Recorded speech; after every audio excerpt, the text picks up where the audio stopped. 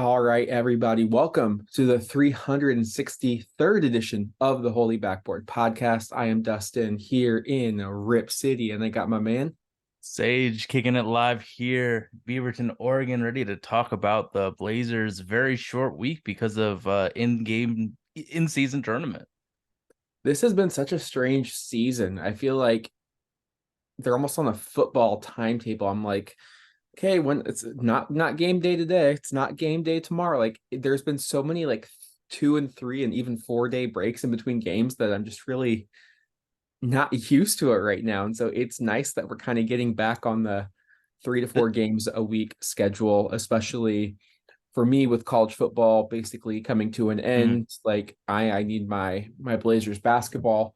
And really they have been playing the record, it's not showing up in the win column, and that's okay, but they are playing some really fun basketball right now. There were just 2 games on the week. They lost in the Bay last Wednesday to the Golden State Warriors, 110-106. And then this game was much closer than the score indicated. Portland got within a few possessions to the Dallas Mavericks, but ultimately fell on Friday at home, 125-112. Portland is now 6-15 on the young season. It's still crazy that we're basically only 25% of the way through the season. They are 14th in the West, tied with Memphis for 13th. They have only won 3 of their past 10 games. But again, that's all right, because aside from the Oklahoma City disaster in opening night against the Clippers, every game has really been pretty competitive. And I think in a rebuilding season, well, that's one of the things you can ask for. So I've been pretty pleased watching this team play. What was something that stood out to you the most from this 2-game week of Blazer basketball, Sage?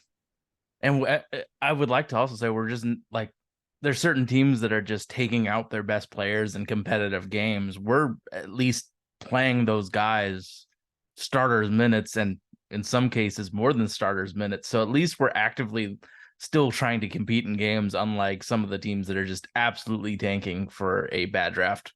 The thing that stood out to me the most was Anfernee Simons. One of the things that we've always talked about is that he doesn't have the aggression going to the basket the way he should with his athletic profile and like the way he can just soar and use his athleticism. So I looked before we started, and I know it's small sample size, but it's the entire sample size of Anfernee Simons this year. But he has been driving to the hoop 14 times a game. And for comparison, last year it was 6 times a game. So he's doubled and then some his drives per game. And obviously, I don't think he's ever driven this much to the basket before in his life. So he still has, like, he needs to rep out what he's doing. But for this occasion right now, it's been a very good. Him driving to the hoop has been very good for the Trailblazers. Like, in plays that should result in turnovers, it just results in missed shots. So it really does make this look really elite. But the way he's driving so often to the hoop makes me feel like, he's basically taken Malcolm Brogdon's role. Malcolm Brogdon drove to the hoop 14 times a game. Anfernee Simons drives 14 times a game. And I mean, Giannis drives to the hoop 15 times a game. So that's the type of player that we're talking about. So I when those two are healthy at the same time, which has not been the case much this season, Malcolm Brogdon has really been a corner sitter or a hash sitter and let Ant do his things. So I think that the game plan for the Blazers was to let Ant cook by driving to the hoop more. And obviously it's a good thing. His jump shot's so good that people close out. So if they actually actively close out on him too tough, he can drive to the hoop and finish, because he's been doing that 14 times a game.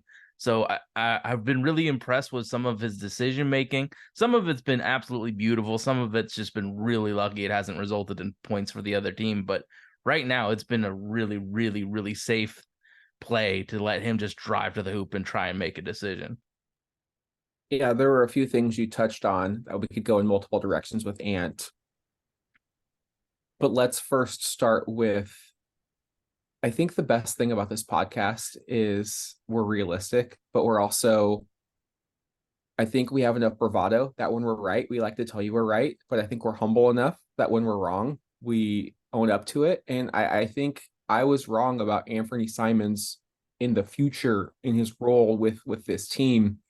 I think the Blazer brass was incredibly patient and forthright in keeping him on board because I think it's really important, and we'll get to Scoot Henderson later on in the episode, but while Portland still figures out what Scoot Henderson is or can be or might be, there's no sugarcoating it. He, regardless of the age, regardless of the sample size, he's struggling quite a bit this season. So for the Blazers to keep Anfernee Simons, I think makes a ton of sense because you're really looking at, disregard the 2023 draft for a second. Like if you're just looking at it right now, you're looking at a player that could be just one of the all-time great backcourts with Simons and Sharpe. And they're already starting to get a little bit more of a chemistry that I did not think existed last year. In times it almost looked like Simons was freezing out Sharpe last year.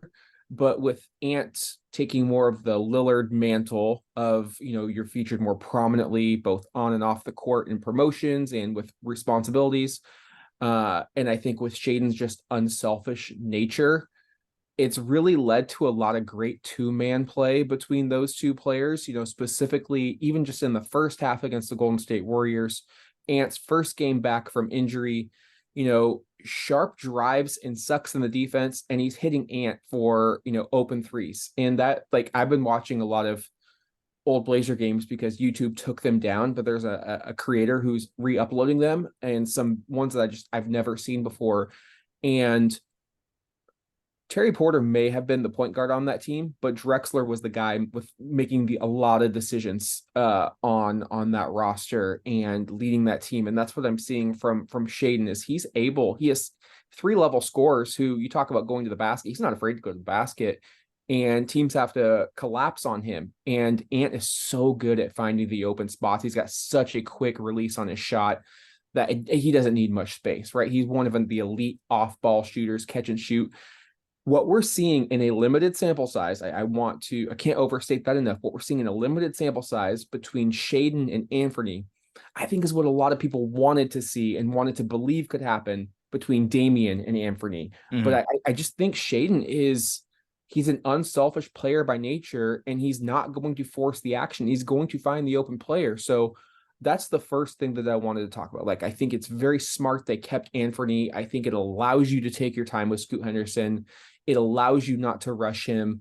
And my other point with Ant is the defense I noticed was improved. I'm not going to say he's going to make first team all defense, but when you watch him out there, he's fighting like his ass off. He's trying to go through screens. Like he's posting up defenders. Like he's not the sieve that he once was. And I distinctly remember on opening night, you're listening to national podcasts saying, oh boy, that Scoot, Shaedon, and Anfernee, it was small sample size, but they just got cooked by the Clippers. That defense is not going to work. I saw plenty of lineups that had Blazers going small with those three guys together, and they were more than holding their own against a very formidable offensive opponent in the Golden State Warriors, probably the most difficult team to defend with all of their off-ball and cutting action, their constant motion, and of course their marksmanship from downtown. And that is going to be key. If the Blazers can just be a neutral defense with Scoot, Shaedon, and Anfernee on the floor, that is the path forward for that trio. And I don't think anybody's concerned about Scoot's defense. I don't think anybody's concerned about Shaedon's defense long-term. It was always Simons. Can he play passable defense? Can he use his athleticism, his quickness? He's got pretty good length for his size. Can he use that to just be a solid defender? And, right now, I text you, I was like, what do you think of Ant's defense? You're like, I actually haven't noticed it. And I think that's like first step in the progression that, okay, like usually when someone's a bad defender, you notice it. And usually when someone's an elite defender, you notice it. But if it's not noticeable, that's not a bad thing where you're coming from in terms of the starting point for Simons defensively. So if he can take that to heart, all times you hear broadcasts and team reporters, say, oh my God, have you seen Sean Kemp this offseason? He just shredded 15 pounds, looks like the Rain Man from old. And he comes to training camp and he looks bloated and overweight. This time, it seems to be a little bit true. They kept talking about how Anfernee Simons took the defensive criticisms to heart, and he looks like he's making much more of an effort this time around. And for a 24-year-old who still is under contract for a few years at a manageable rate, it's a beautiful sight to behold. Because if you really want to make the trio work, if you really want to see Ant long term, I thought defense is where he needed to kind of make his first mark. And I was really happy. I was watching the game and I was like, this is the Anfernee Simons that I really wanted to root for. Like, there were a couple of times where he got ISO heavy down the stretch, and I'll get into that. But for the most part, the shot, I didn't have a problem with the shot selection. It wasn't dribble the ball into oblivion. He's trying on defense. Like, I can start to see the path forward for that to work. Yeah, I mean, if the Scoot Henderson, Anfernee Simons, and Shaedon Sharpe trio is a net neutral defensively, there's such a net positive offensively that we're going to have a winning culture and team in those times when those three are together. And like, yeah, I didn't notice him screwing up defensively. So like, net neutral is all I'm asking for. But with his athletic profile, if he really wanted to be a defensive hound, he absolutely could be. He's one of the most we have one of the most athletic backcourts in history with Scoot, Shaedon, and Anfernee. Like, that doesn't exist in the 1970s. Like, you know what I mean? Like, this is special in terms of athleticism. So if Ant can be just a net neutral defender, we're not asking for much. And if he's putting in the effort, that's great. It's just, it's just repping out stuff. It's just repping out how those three can work offensively. I mean, yeah, like, I think since Anthony's back, it makes life easier for Shaedon, who had to have some point guard responsibilities with Skylar Mays being the only ball handler for a few weeks. So this really just lets him react and be able to play good, solid offense and defense. So I'm really happy with how Anthony's performed. And yeah, he takes a lot of shots because he's made a lot of shots. I would rather have Anfernee take 20 shots than Toumani Camara taking 20 shots and going 6 for 20 or whatever his stat line was. Like, I think the Blazers trust him so much that they give it to him in really, really bad situations for him, where it's basically just a hand grenade and they're asking him to do something with it. So yeah, I've been really happy with Anfernee Simons, and I was really happy with them game one. It's just hit. He's a little older than our two young guys, but like, he's also learning. Damian Lillard, with how much of a usage monster he was, affected Ant in his development as, a guy going downhill. Like, so it's his time to spread his wings a little bit. And right now I've been very excited with what he's provided on the court for us. 100%.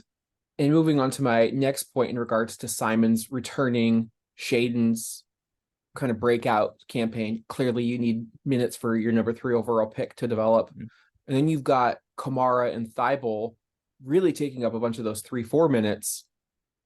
Chris Murray getting some 20 minutes a game too. I think it's pretty. We have to be imminent when it comes to Malcolm Brogdon and moving on to another destination, because you're not going to, one, you don't want to risk injury like what happened with Robert Williams III. 2, he's not going to be able to showcase himself with everyone healthy. Like, he already had. Yeah, I mean, no more Malcolm time.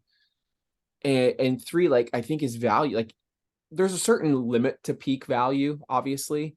I think Brogdon has hit it. Like, I don't think he can play any better. And so the only way for him is to kind of come back down to earth a little bit. Yeah, there's going to be negative regression in his playing. And clearly you don't want that. You want to, obviously, buy low and sell high. And just with the minutes that you need to give to those 3 young guards, and you've already got defenders on the wings, it just doesn't make a whole lot of sense for me. And I think Malcolm probably at this stage in his career would like to play for a contender. And Mhm. I think there would be no shortage of teams looking for his services. So I think that needs to happen. I don't know if they wait until the deadline in February, but I would do it sooner rather than later. I mean, we talking about playing competitive basketball. The Blazers are doing this even without Jeremy Grant and DeAndre Mm. Ayton. Like that's how much gravity that Simons has. That's the development and enhancements in Shaedon Sharpe's offensive game, and that's just what you're getting. Matisse is shooting the hell out of the ball. You're getting great play from Jabari Walker and Dwap Reith. Like So you're playing competitive, and that's you don't need to win games. You just need to play competitive basketball, and that's what they're doing. So to me, it's just like I there's just not a need, and I thank Malcolm for his time. But I mean, do you see any positives for keeping him? It just at this point, it just feels like when you have like a QB room, there's just one too many QBs in mhm. there. One of them's going to transfer out. Like there's not enough food on the table for all of them to eat. Well, I think I agree with everything you're saying, but I don't think the Blazers are. Like with injuries, we knew that DeAndre Ayton was doubtful for like a full day. We knew Jeremy Grant was out. I knew that he was out yesterday. The last time the Blazers played, Malcolm Brogdon was still questionable until the very last second he could be out. So it makes me think that the Blazers still very much value him and want him to play when, like, that Friday, it was a 2-day break. So why force him to play? But he was just questionable. Like at the noon injury report, he was questionable. The other two were just definitely out. Like I still think the Blazers want him to play. I think it would be wise for us to start finding a place for him because, like, even if he continues his great play, there's no way that he can continue that like max level Brogdon be the superstar. I mean, like with Anfernee Simons on the floor, Malcolm Brogdon stayed in the corner, so it's his points are going to drop off immensely. So I think it would be smart for us to just be like, bro, stay healthy. That knee that you injured is let's just make it 100%. But I keep feeling like Chauncey Billups and that staff, like they're really precise with like Jeremy Grant being out, DeAndre Ayton being out. Where the hell is Malcolm Brogdon on these injury reports? And then he ends up out. So it's just something that makes me feel like this team may. What's best for them is to trade him, but I think that they're going to try and force it to happen for a few games. Yeah, it feels like they're playing with fire a bit. I mean, clearly there's a reason the trade was rescinded between Mm-hmm. the Clippers and the Celtics because Malcolm Brogdon couldn't pass a physical. He has a history of injuries. He's already been this is the second time he's been dinged up. And especially like hamstrings, like you do not want to mess with those. I thought it Um, was a knee. the first one was a hamstring. This Yeah. one was a knee. Yeah. And it's just like both He lower has no body. athleticism to give up. Yeah, Zero. it's just He's on the edge of being athletic enough to be in this league. You yeah. can't risk it for Like the Portland you're not Trailblazers. gonna extract 2 first round picks. Like 1 first round pick is maximum Malcolm value, and I think you have that right now. Um, so I hope Joe Cronin does the right thing. It's not like we're sitting here fighting for home court advantage and we need extra veteran help. Like Mm-hmm. we're okay. There, Scoot, Shade, and Ant. There's plenty of minutes to go around for those three. You've also are getting a lot of production, frankly, from a second round draft pick in Kamara, a castaway in Matisse Thybulle, and a first round draft pick in Chris Murray. That like the roster is deep. Like Mm-hmm. you've got good solid players that can go out there and play really good basketball. I But would like us to if and when we trade Malcolm, let's get a backup point guard in return just for those times when we get hurt and I don't get to, watch Skylar Mays play 30 minutes of point guard for this team. But like I mean, we Malcolm do got Brogdon four. We served have the four purpose. draft picks next draft, so I don't think we can get one there. Yeah, but those draft picks don't play now. You know what I mean? Like if we got like a backup player in a first round pick, that's awesome. A overpriced backup player because contracts are a thing, and a first round pick, that's awesome. Yeah, I think that he's really like Malcolm Brogdon has definitely improved Shaedon Sharpe for sure. Like the veteran presence. But now that Ant's back, he demands a lot of usage. The all the usage that Malcolm Brogdon had, Yeah, and essentially. Shaedon deserves a lot of usage as well. And I think clearly Ant returning was the big storyline, but like Shaedon Sharpe's been cruising. Like he has just been playing incredible basketball. Was a finalist for Western Conference Player of the Week last week. His last 4 games look absolutely ridiculous. You're looking at 26 points per game on 55% shooting from the field, 47 from three, 83 from the line, 7.5 boards, nearly 5 assists per game, a steal per game. Remember those 10 turnovers against the Lakers? Well, Mm-hmm. a lot of that ball responsibility is being shifted, and Yep. he's now being able to play comfortably. He's only averaging 2 turnovers per game. I'll Mm-hmm. take a 5 to 2 assist to turnover ratio any day of the week for my off guard, and he's doing it in 39 minutes per night. I just when you watch him play, just appreciate what you're getting because the number one thing when I watch a young player specifically, and all the great players have this. You watch it and you're like, one, the game is slowed down for them, and two, the dude just makes it look effortless and easy. Like he's so under control. He doesn't force shots, especially with Simons back in the lineup. He's unselfish. He just makes winning basketball players. There was one play that kind of stuck out in my mind in that Warriors game. He receives the handoff from Malcolm Brogdon right in front of the Blazers bench, about the 3-point line extended on the wing. And he has momentum and he could use his athleticism to probably snake around the defense, maybe put up a layup, maybe stop and go up vertically because he has that explosiveness. But instead, he probes all the way underneath through the defense because of all of those tangible assets that I talked about, his athleticism, his shot making ability. The defense kind of caves on him, and he spots Chris Murray wide open in that short corner, 3 points, rack up an assist. You get Chris Murray going. Like it's just plays like that where he's not forcing the action. Like Chucker and Shaedon Sharpe Oh, he's the most efficient player. do not like they're in complete opposite sides of the spectrum, and so like I was looking at the stats and I'm like, good Lord, like he is filling up the box score. And I the last Blazer to really do that was Clyde Drexler, right? You putting up nearly 25 points per game, you're grabbing, you're in that almost triple double watch on a nightly basis. And that was Clyde. And like his numbers, Clyde got drafted when he was 21 years old. Shaedon is still 20. He's putting up even better numbers than second year Drexler right now. And that is, very good company to be with. Drexler was an all-star in his third season. Another reason that I would like to continue to make more room for Shaedon Sharpe, and clearly I think having Simons on the floor helps him, is let's make a push for Shaedon to get that most improved player because he has to be a candidate the way he is really broken out from his, we all saw that 10-game sample size and there were a lot of naysayers. And now he's really starting to put it together. And you listen to the opposing announcers. And again, I can't stress enough. If you have League Pass, it is worth the $15 a month. You can just really take your time, watch games, watch the opposing feed, and see how they talk about your team. That's when you're going to get you're going to get closer to the truth about your team, is what others have to say. Well, don't listen to the Warriors game where they kissed our ass because they're also awful too. One thing you mentioned Drexler, and I just have to say, like, Drexler had like 10% more opportunities and usage than Shaedon. The way the amount of efficiency that Shaedon has is just amazing because he's doing it on like a role player's responsibility and usage. When Drexler was putting up similar stats, it was like he was, the alpha of the team. The He was the most guy. responsible. He was the most responsible player.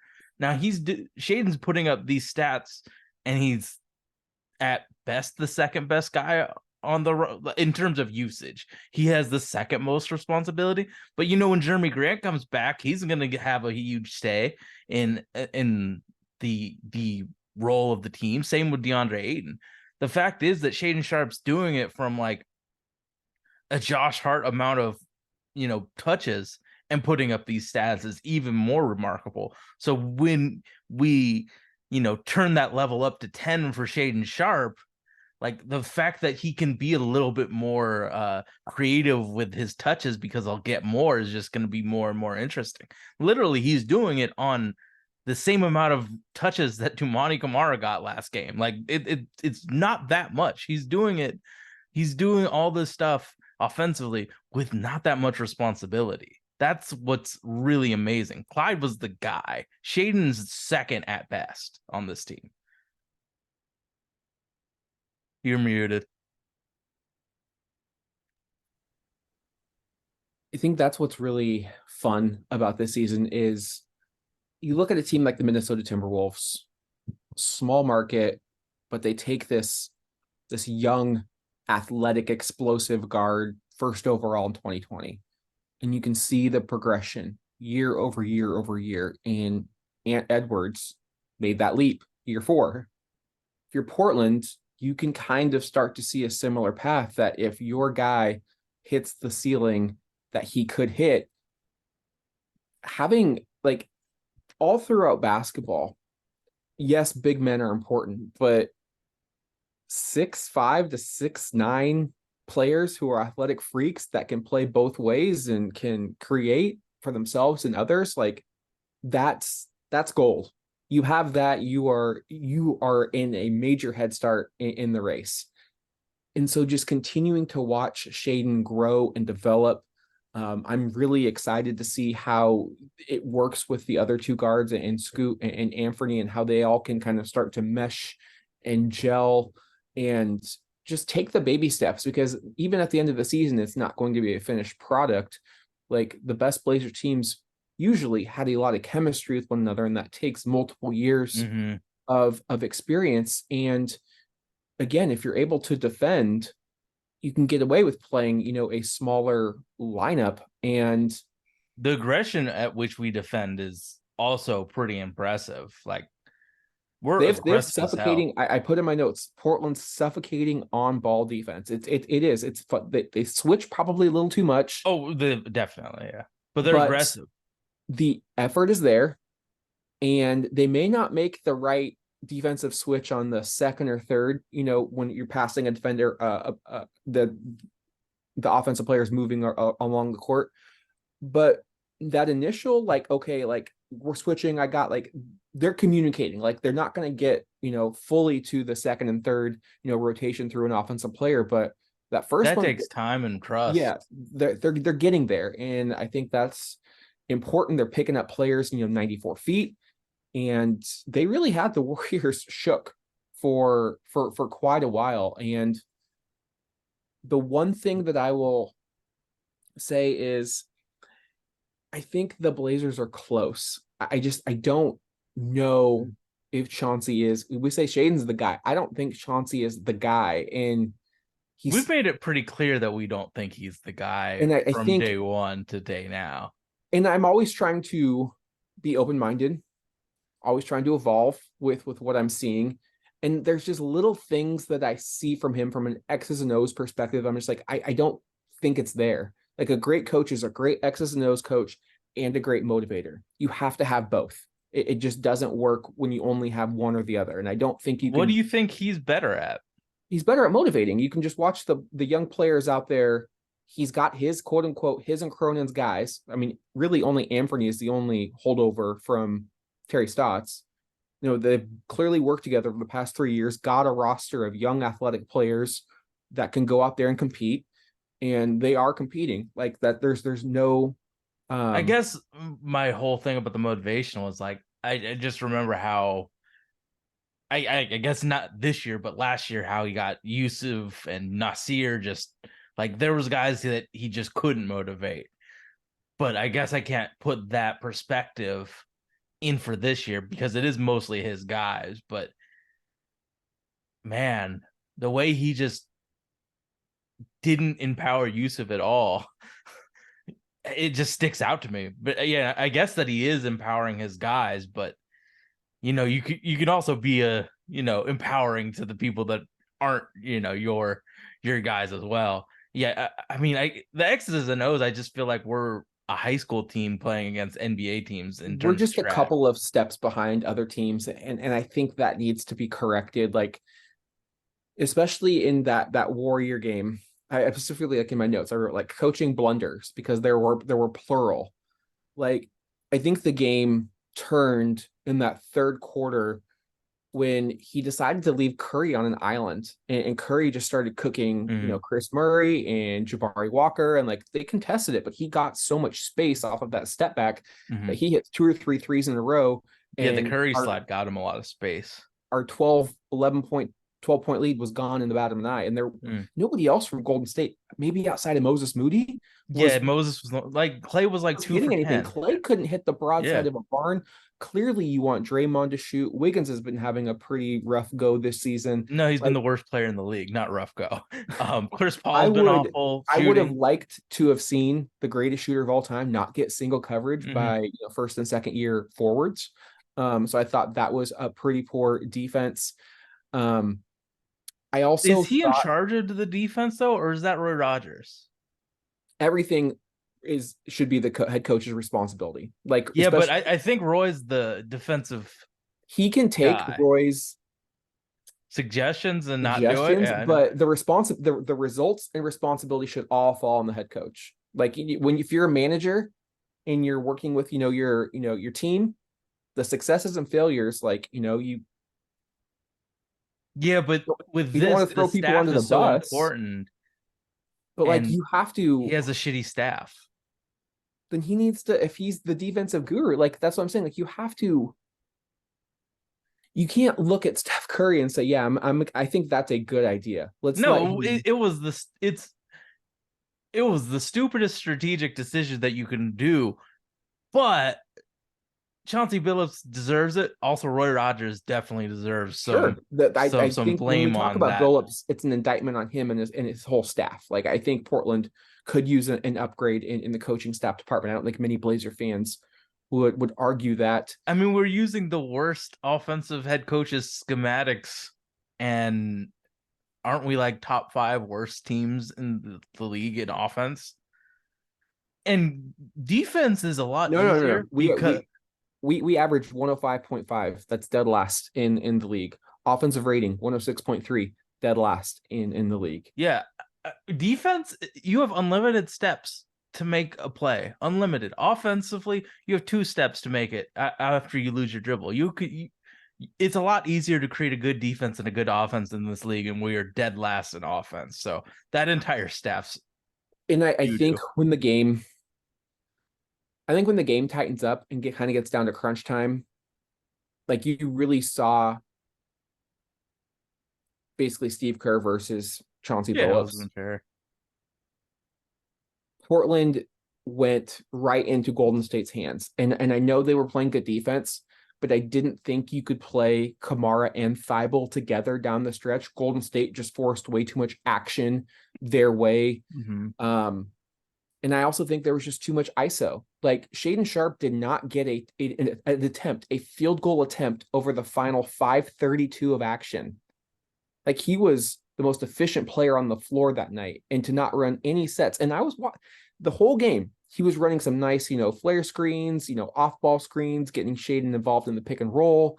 Like they were getting him involved, but like it's almost just like he freezes up in the second half of the fourth quarter, and it was just like too much ISO. It was just Anfernee. That's when kind of like the old Simon started to rear its head, and I'm not giving him entire blame for that, but it was ISO, and that was the game. I Like mean, you were, the last 5 minutes was an 8-0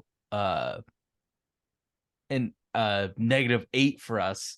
So they beat us by 8 points. And man. and then Yeah, I mean, finally, shout out like to Scoot for actually playing the entire fourth quarter in that game.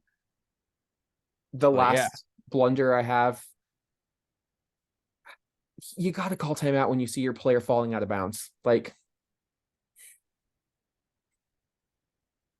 or Tumani's got to like, it's not all on Billups, like, but Tumani's got to throw that ball up, or like that that basically reset the shot clock. It allowed Steph to hit that dagger, and that was the game. Tough one to lose because you wanted to win that to lower Golden State in the standings. But I did see a lot of good besides Shaedon, besides Ant. I enjoyed the small ball lineups with Jabari as a small ball five, surrounded by switchable defenders. The big body Bari is here this year. He definitely bulked up, and I'm seeing more and more from him. He's an absolute terror on the glass. Like, he just rebounds his heart out, but he's also showing like additional like skill. And I'm not saying rebounding isn't a skill, but like, he had a grab and go where he took a coast to coast 94 feet for a layup in traffic. And like Shaedon and Jabari were the two players that the Golden State announcers just could not get enough of. And I've been incredibly impressed with Jabari. He continues to shine in either the small ball five or just traditional four. But I think even when Ayton and Jeremy return, there's still a spot in the rotation for him. Oh yeah, it just needs to be more. When those two are there, it's kind of like Bari gets 15 to 24. It needs to be more like they need to plan to put Jabari in instead of just throwing him in. And I get that you want to have the stretchability with Rethin to stretch the floor, but Bari just plays with a passion that you kind of just need to have on the court. His size just really upsets opposing defenders.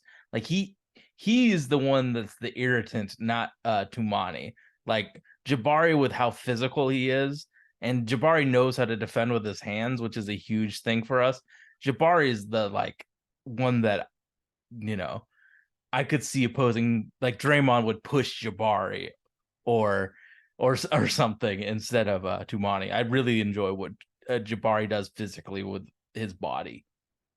The one area I'd like to see Jabari improve upon is finishing around the rim. One of my first notes for this recording was Scoot Henderson needs some finishers around him, because he had a couple where he's spoon feeding Jabari and they're just not getting there. And that again, that's why you don't just look at a box score and make a judgment on a player. I thought clearly Scoot is struggling shooting the basketball, but he's getting open looks for others, and he's getting downhill in the open court. I really think DeAndre being out is probably a big negligent for Scoot in his development. Like, not having that big body center that's, going to catch everything around the rim, going to finish everything, a lob threat, a mid-range threat. We started to see them build chemistry in Detroit before Scoot had that ankle injury, unfortunately. And then when Scoot returned, DA's been on the mend. So their timelines just haven't really aligned. And I think that is the pairing that, as we go into the new year, I want to see more information on that pairing. Like, is it viable? Dog. Is it going to work out? But unfortunately, we haven't seen it yet. Scoot, his potential assists is 10 a game. The fact, that's off the bench. Yeah, that's LeBron James level of potential assists. His teammates just aren't really hitting it for him. Like, he's passing the ball. Like, his passing numbers are absolutely insane. It's just that right now he isn't shooting particularly well, but he's still putting up points in 20 minutes. He's still doing his thing in 20 minutes. So the whole him being a bust is kind of crazy, but his passing numbers are amazing. It's just his teammates aren't hitting the shot, so it doesn't result in anything statistic wise except potential assists. So what you said about finishers is real. And I also think with his go to the basket mentality, we need to have a guy in the paint to when the rotations happen, we need a guy in the paint to just get the rebound and score really easily, because when Scoot drives, everybody collapses. So it's an open rim when he goes up. When the ball goes up for a rebound, it's an open rim. I feel like DA would eat on Kobe assists. When Kobe drove to the rim, missed it, and a Laker teammate would score, that's a Kobe assist. Scoot Henderson could feed a lot of people on scoot assists driving to the lane and missing, and then they get easy points. Yeah, I think it's important to continue to bring Scoot along slowly. You got to really build his confidence and not let him lose it. That's one of his biggest attributes is his bravado, his charisma. He is a very confident young man. And I think over the past two games specifically, can really start to see, I think, the shooting wear on him a little bit. You're starting to see him, and somebody on the message board pointed this out, and then I watched the game closely. His mechanics look awful when he's shooting right now, especially from his base. Like he's doing like one-legged runners on a couple of attempts. He's just not getting set up. And I think he needs to, I think that the lack of success shooting the basketball is impacting him and just the basic fundamentals. I think he just needs to kind of take a breath, go back to the fundamentals. And his shot doesn't look bad when it's confident. It just no, not at misses all. It sometimes. doesn't, but he's just got a lot of inconsistencies with it. And as you know, at the NBA level, just consistent muscle memory is what's going to get that ball in the bottom of the net more times than not. And I think the more little wins you can give him, and if that's a fast break, if that's driving and getting somebody an open look, because this kid's not a bust. I refused. First of all, it's ridiculous that there's even topics about this. He's 19 and has played in less than 20 NBA games. Let's really, I know we are in a knee-jerk society where everyone's trying to fire off a hot take, but let's really check ourselves here. Scoot Henderson, I challenge anybody to watch the Summer League game against the Rockets. Well, That they looked think Bryce like Young's a bust too after 3/4 of a season. That's the that looked like society we're in, where they don't give him time to develop. an Bro, guess how many all-star minutes level point Anfernee, guard. Scoot, and Shaedon have played together on the Like court? I was just saying, like if you look at that's real quick, that Summer League game, that was an NBA all-star caliber player. Like that's what Dame did. That's what Brandon did. Like you saw him. He had total command of the offense, hitting mid-range, driving to the basket with somebody on his hip, like making the right read, hitting his three ball. Like I think right now for Scoot, it's all mental, and he just needs to build that confidence because the skill set is there. And I think once he starts to get confident in his game, the game will start to slow down, and he'll know when and where to use his athleticism. He probably hasn't played too many minutes with Shaedon because he's been hurt, missed, I think, almost five, 7 games.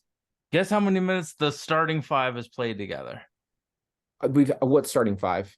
Anfernee, Scoot, Shaedon, DeAndre, and Jeremy. 0. Yeah. Yeah, 0. Isn't that a problem? They've played the guards have played 40 minutes together. The starting lineup has played 0 minutes together. That's going to be an issue when you're trying to compete. You don't have the 5 best players playing together. That's a complete and total issue. So like, yeah, you're seeing Wembanyama playing amazing. You see Chet playing amazing. Guard is so much different than playing as a big that gets spoon-fed everything.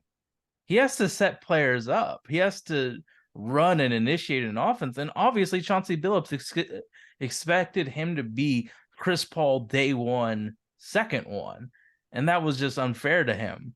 So, no, I even think he's being a star in his role now where he's getting assists and points in 20 minutes. So, no, the bust thing is just people have to be a little bit more patient. Not everybody's LeBron James day one. Like Tyrese Maxey wasn't this good rookie year at Philly, or Halliburton was not this good rookie year in Sacramento. Some of these players take a little while to develop, and it's been like 20 games and 0 minutes with the best players on your team. So we can chill on the bus talk, or but yeah. So what else do you want to talk about? That was my list. I think let's get into the busy week that will be. I am +1 in our predictions. We pushed last week. We both said losses. I had a win against Golden State, but that was only if Jeremy played. He didn't play. But now we Do you have think he's like seriously concussed? Because yeah. he's out. Like I they're mean, really quick with the I injuries. also think that the NBA is probably better at this than the NFL. Yeah, but like I'm not used to seeing injury reports on the Blazers a full 24 hours before they play saying Jeremy's out. Like so this is all concussions are serious, but this was a bad one. So Monday tonight against the Los Angeles Clippers, it is a rematch of opening night in LA where Portland lost by 12. Game that was not that close. Both teams look a little bit differently. Mm-hmm. James Harden is now in the starting role for the Clippers, and Scoot Henderson will not be starting for the Blazers. They will probably go with their regular lineup, probably sans Jeremy Grant. Do you have word on DeAndre Ayton for this game, Sage? Look, let me look.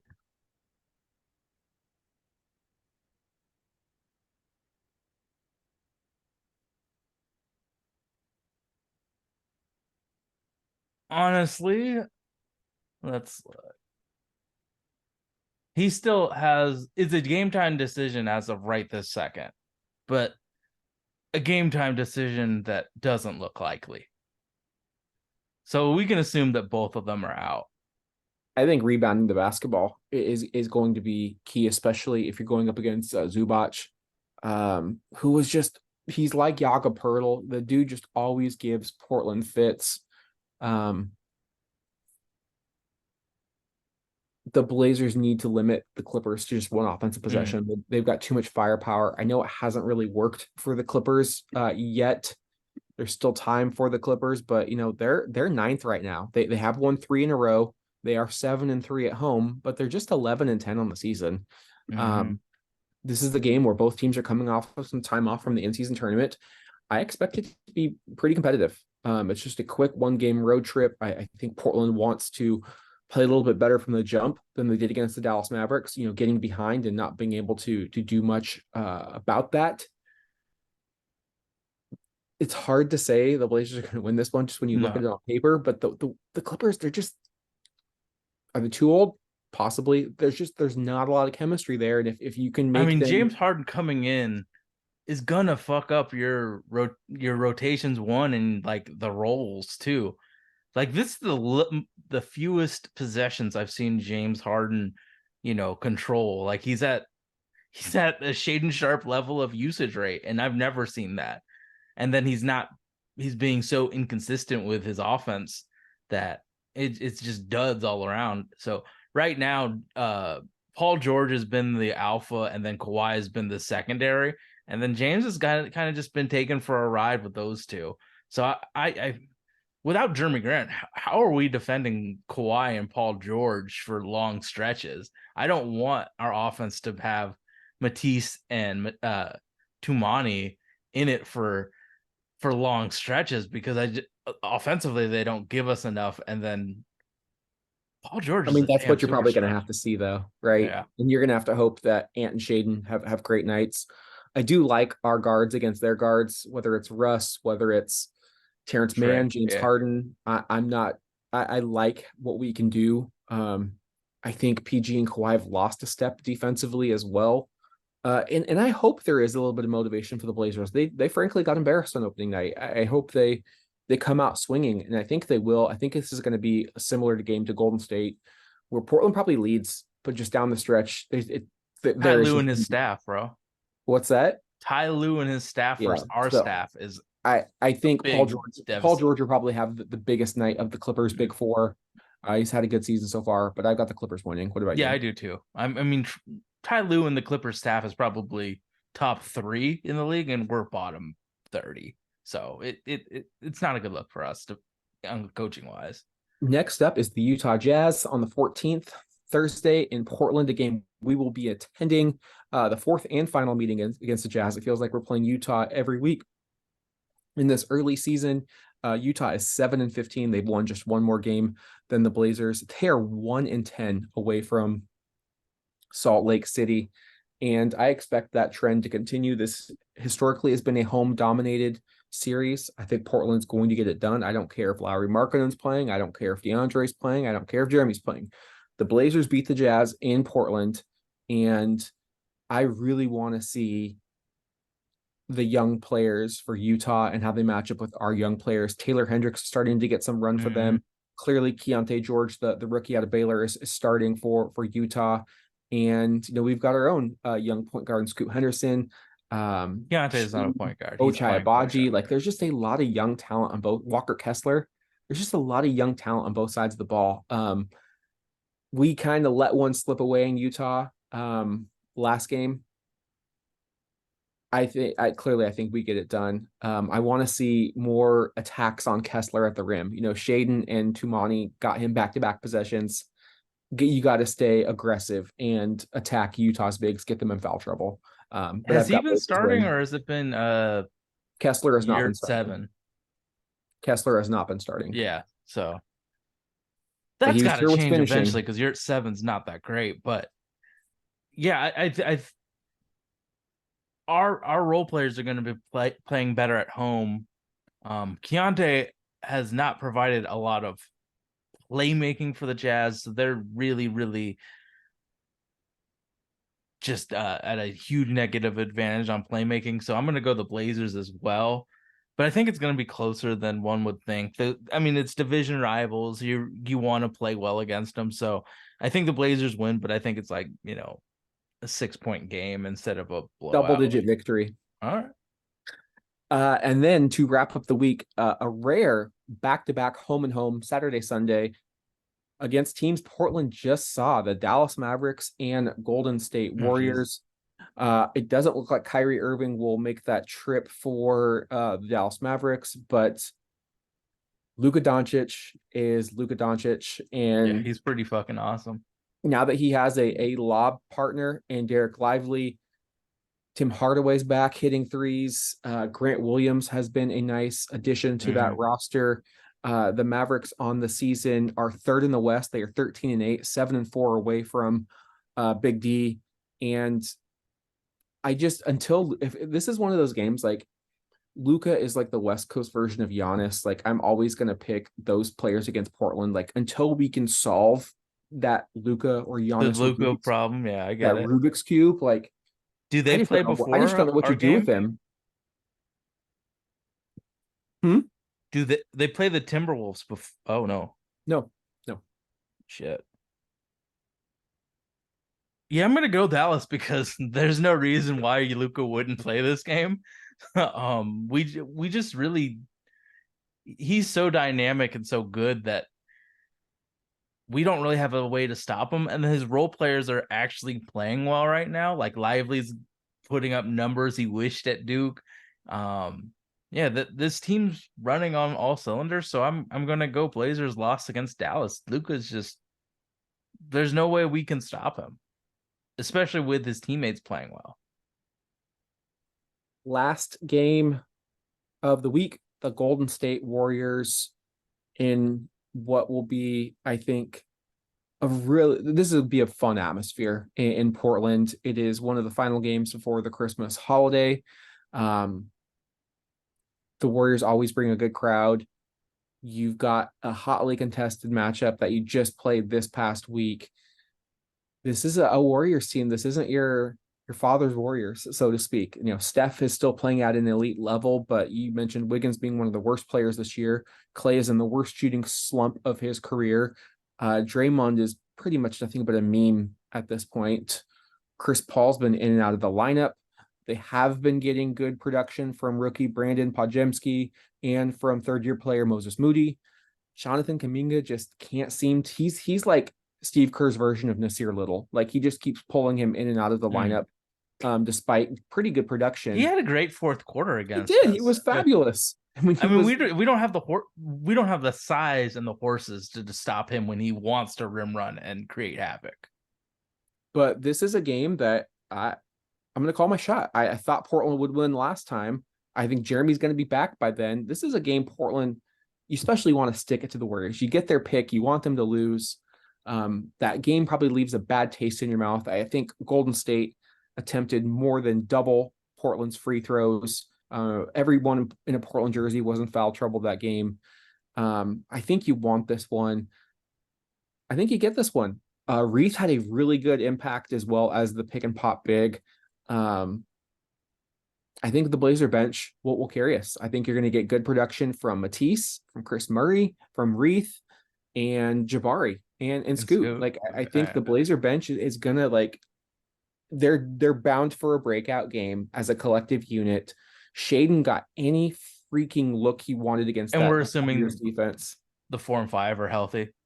Yeah, like yeah, absolutely. The 4 and the 5 will be healthy, and like he's just like I want to see the team make Shaedon a priority in this game because Golden State historically is one of the better defenses in the league. Shaedon was getting every single look that he wanted, but at every level. Like the one play that sticks out in my mind. Fourth quarter, he gets the ball in the wing, away from the bench, and he just takes it in ease, blows by Draymond, sidesteps another defender, and just euros it in. Like it just Mm. the most easy peasy, Sunday morning drive, and it just looked like it was tailor made for Shaedon. And of all of the players, like Anfernee the better scorer, but Shaedon gets looks off much easier. Like he's bigger, he can jump higher, he's stronger. Like I think still he's less averse to going to the rack, and you know I think this could be a really big Shaedon night. Well, he was just finishing over the Warriors He was guys. finishing Like, over and through yeah, and around. yeah. Like it was arguably the most enjoyable Blazer game to watch. Like because you obviously they didn't win, but when you put into context, you're without Jeremy and Da. You're playing on the road. You're playing maybe one of the better teams historically over the past decade. You were taking it to them, like, and you were getting, I think, a little hosed on some of these calls, and you were still the aggressors taking it to them. Like that was one of the most enjoyable rewatches that I was looking forward to that game. Hmm. I'm hoping for a similar performance this time. We get the victory, so I think the Blazers go 2-2 this week with wins over Utah and Golden State. I don't know, man. Like, I feel like the players are going to put in their all, but if they want to let Steph Curry be on an island, that's not a good schematic idea. It's going to be a very close game, I think. Very close. I think I'm going to go with the Warriors for a win, but I think it's going to be very close. Both teams are going to play really hard. I mean, it's almost Christmas break for them, so I definitely could see the Warriors putting an emphasis on this win because they need to win games to be in the playoffs. So I'm going to go Warriors. So we go 1-3 this week, I think. So ready to wrap this one up. Let's wrap this bad boy up. All right. So we're available on iTunes, Stitcher, wherever you get your podcast. We are absolutely there. Check us out on our YouTube for the full video version of this podcast. And then check us out on IG, TikTok, all of the places for some clips of this podcast. Thank you so much for listening. And we are out of here. I will talk to y'all later. Bruce. Later. Later.